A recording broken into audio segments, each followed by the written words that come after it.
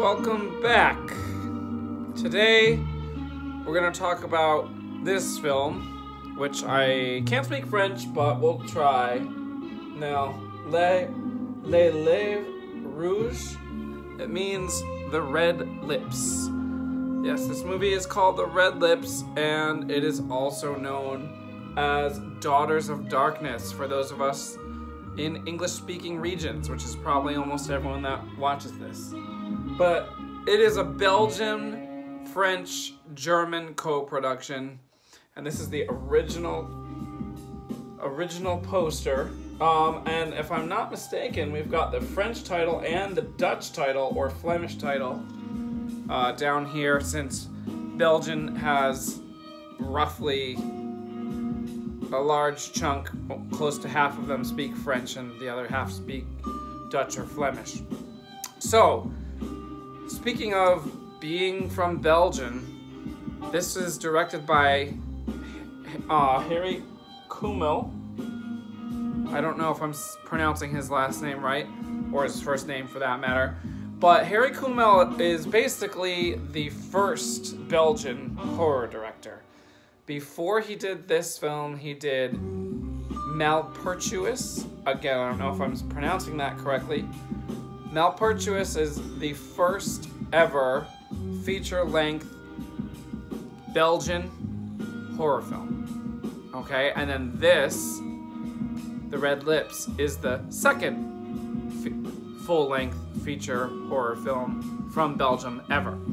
So even though it's a co-production, it's mainly Belgian. It's directed by a Belgian director, and it takes place in Ostend, Belgium. So that's pretty cool.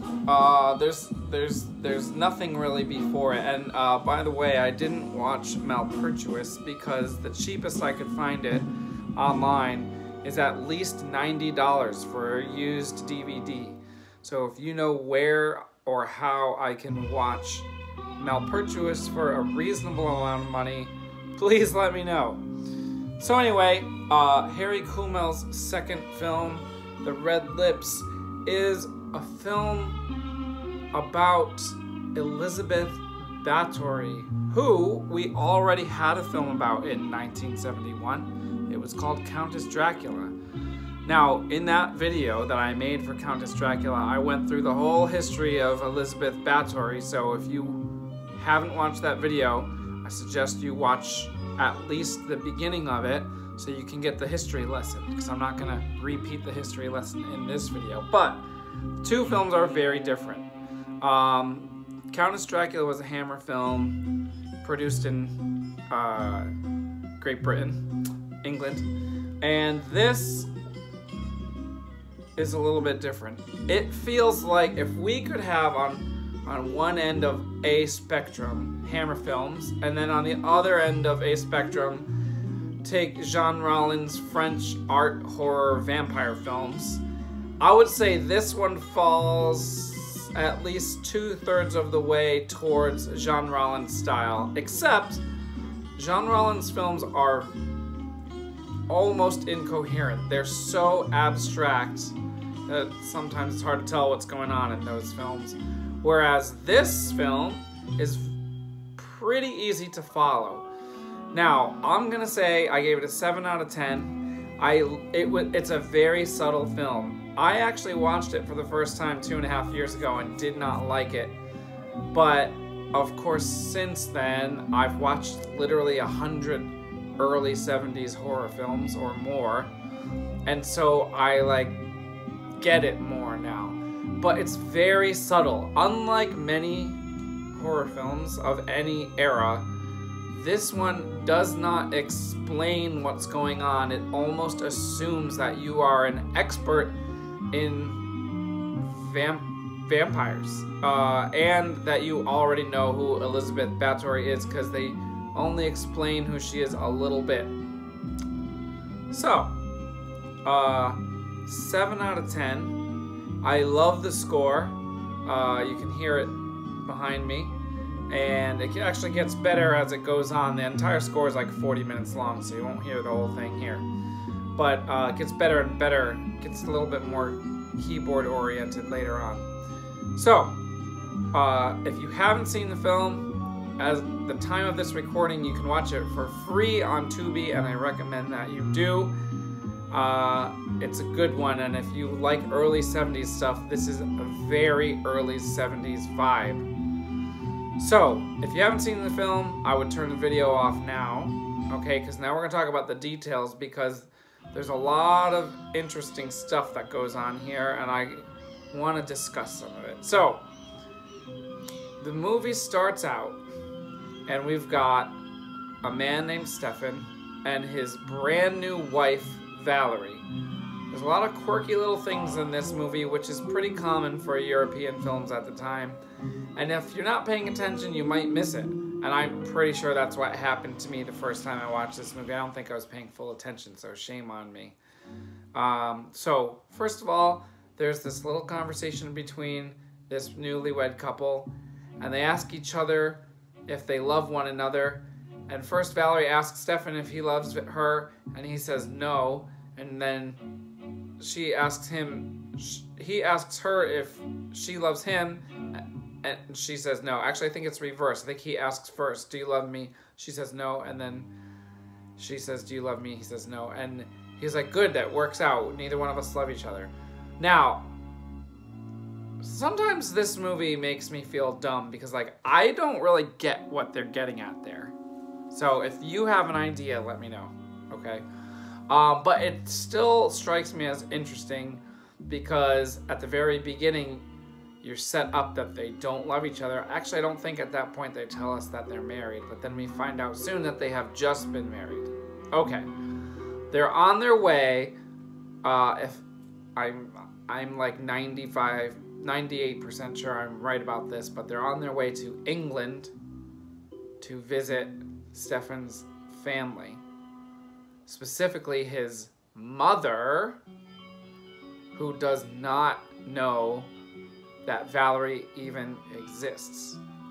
Valerie, by the way, is from Switzerland, which means that she speaks German. Now, I'm going to pause here to say that even though this film is Belgian, French, German, and every German film that I've seen from this era is dubbed into English, and most of the French films that I've seen from this era are fully in French, at least Jean Rollins are, or they're in English, but like dubbed.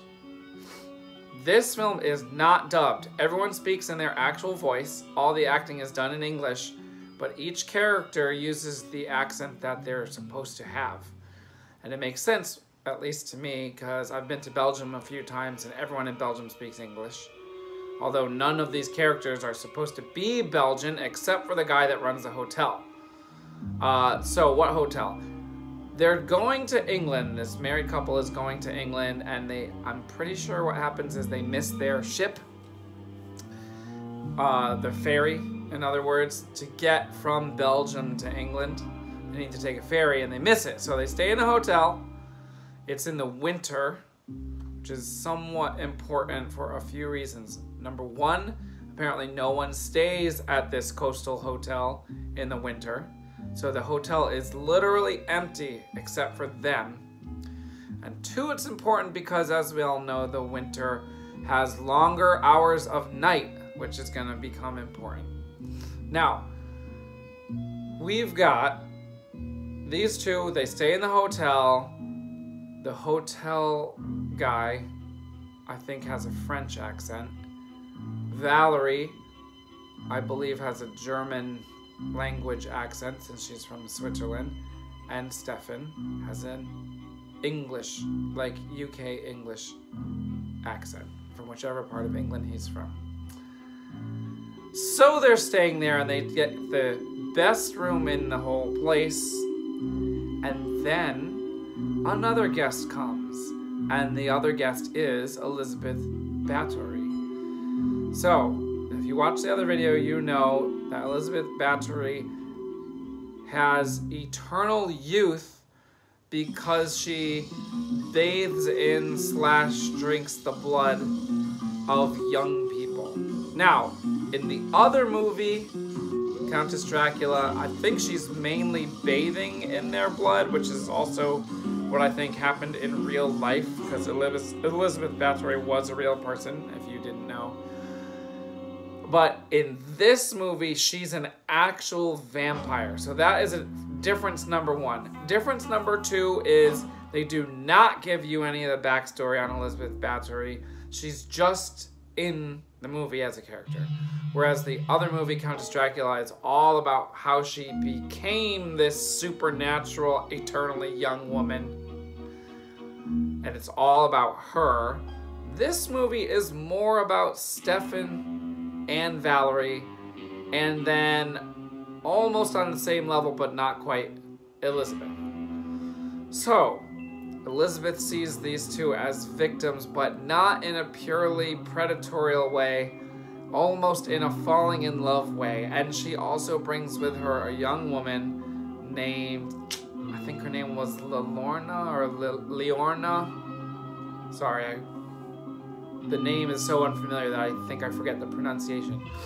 She brings her with her, but similar to some Jean Rollin vampire films and later on Interview with a Vampire, Elizabeth has taken this woman as her subservient vampire.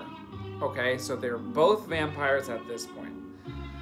But never do they tell us what a vampire is. You know how in almost every vampire movie, some character at some point explains to some other character, and in effect to the audience, how vampires work.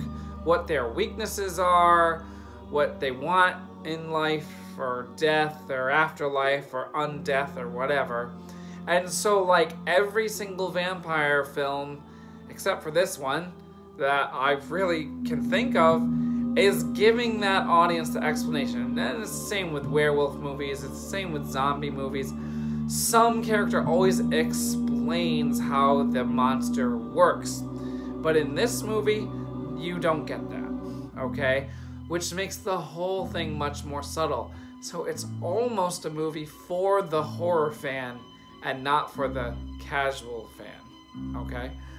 So Elizabeth falls in love with the couple. Now, the first time I watched this movie, I really was focused on the fact that Stefan is a piece of human garbage and completely mistreats and abuses his new wife. Part of this is refusing to tell his mother that she exists. Part of it is being mean to her. And part of it is literally beating her severely multiple times in the movie. Now, we don't go so deep as to find out exactly why Stefan is this piece of trash, okay? But he is, okay? So Valerie, I'm getting deep into this one. Valerie ends up becoming stuck between her brand new husband, who abuses her, and a at least semi-predatory vampire who wants to suck her blood and take away her life. Now, is Valerie aware that Elizabeth Bathory is a vampire? Definitely not until at least the very end. Is Stefan aware that she's a vampire? I don't think so, but he does figure out that something's up with her before Valerie does. We also have the hotel guy who recognizes Elizabeth and right away warns us, the audience, that something is up, because he says to her, I remember when you were here 40 years ago and you look exactly the same. And she tries to brush it off. It's kind of interesting because she tries to downplay anytime anyone starts to get onto her, she like quickly tries to brush it off, which is an interesting characterization for her in this film. And she's like, no, you know, whatever. It's like, wasn't me. And he's like, oh, maybe it was your mother. And she's like, maybe. But like, she's inconsistent. At one point, she admits it was her. At another point, she says it couldn't have been her. And so anyway, we find out that she looks exactly the same as she did 40 years ago. Later, she asks Stefan how old he thinks she is. And he says 30 or 35. So it's hard for me to say that she looks like she's 30 or 35 because she looks like a person from 1971. So to me, she looks like a mom, like a hot mom or something like that. But I guess she's supposed to be 30 or 35 looking. But in reality, she's like 300 or something. Anyway, a few other things I want to point out. There's the couple goes to Bruges one day. They decide that they really like the hotel and they want to stay for a few days. They go to Bruges. They find out that a few victims in Bruges have had their throats cut, and yet they are completely devoid of blood. There's no blood on the crime scene. There's no blood in the bodies. So that tells us, the audience, that there's some vampire stuff going on. But of course, no one in the movie is admitting that vampires exist. No one. I guess at halfway through the movie, the word vampire is uttered. But no one's ever like, there's a vampire, they're sucking people's blood. No, they don't get into that, okay? Also, for a vampire movie, there's not a whole lot of blood in this film. Although there is one point where Stefan cuts himself in the neck, shaving, and that's obvious foreshadowing to the fact that he is going to be attracting a vampire because his neck is bleeding. It's almost like his throat. It looked like a pretty bad spot, and this straight razor is what he uses to shave. Okay. Couple cool things. There's a police officer who is now retired, and he ends up coming to the hotel. He sees Elizabeth, and he's like, man, I remember when you were here 40 years ago. And she goes, there's no way you could remember me. And he's like, trust me, I remember. And it's the same reaction that the hotel worker gives. There's only one employee in this entire giant hotel, by the way. I guess it's because it's the off season. So, we as the audience realize that Elizabeth and her companion are only active at night. Now, since it's winter, it's a long night. They wake up in time to have dinner each day. Now, this is interesting because in most vampire films, and as you probably know, each film can stretch the rules of vampires in whatever direction they really want to. But a lot of times, vampires can't eat or drink. Now, they have dinner, but you never see her eat. And I don't think you do see the other characters eat, but not at the same dinner scene that they're eating with her. And when they drink, Valerie and Stefan are drinking wine. And I wish someone would explain this to me because it's very interesting. We've got Elizabeth drinking an opaque, chalky-looking green, thick liquid. It looks as thick as whole milk or thicker. And it is like a pale turquoise aqua green. And that is what the vampire is drinking. It only happens in one scene, and I don't know if there's an explanation for that or not. I'm gonna guess that there isn't one. But it's interesting because usually vampires aren't drinking anything but blood in most films. It's also interesting because they don't explain any change in the rules from the typical Dracula-style vampire rules in this movie. And they actually assume that you understand that she can only go out at night. There are a few times where the night is almost over and she starts rushing the other characters like, we don't have much time, but she doesn't say why. She doesn't say she's a vampire or anything like that. Another thing is, and I definitely did not get this when I saw this movie 2.5 years ago, but there is a scene, and there's a lot of seduction going on. Elizabeth is trying to seduce both Stefan and Valerie, and then her companion, who is a hungry young vampire, is basically trying to do the same thing. And at one point, she shows up naked in Stefan's room when Valerie is out with Elizabeth, and they end up having sex, and then he takes a shower after, and then he wants her to join him in the shower, and she doesn't want to. And I definitely didn't understand the last time that she didn't want to because vampires can't cross running water or can't be touched by running water. So he ends up pulling her in and it kills her, but he doesn't like think that that kills her. He does not figure that out. I don't think I caught it the first time I watched it. Because what happens is she's struggling so much that in their struggle, if I'm not mistaken, she ends up dying from the running water and then falling and landing on his open razor blade.